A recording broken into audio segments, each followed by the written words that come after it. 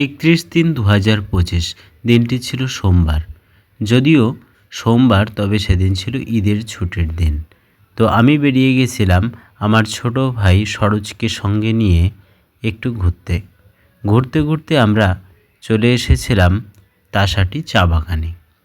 এখানে আমরা আপনাদেরকে দেখাবো চা বাগানের মাঝে চা খাওয়ার যে স্বাদ, যে আনন্দ, সেটাই আমি উপভোগ করেছিলাম আমার ভাইদের সঙ্গে, এবং সঙ্গে ছিল অগণিত চা প্রেমী বাঙালি।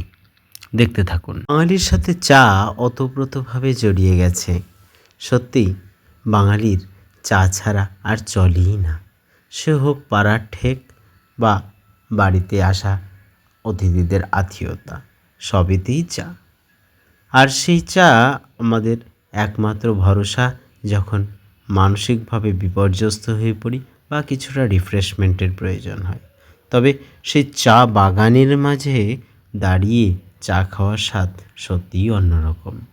বহুবার বহু জায়গায় বহু রেস্টুরেন্টে চা খেয়েছি, তবে চা বাগানের মাঝে চা খাওয়ার যে অনাবিল আনন্দ সত্যি একেবারেই অন্যরকম।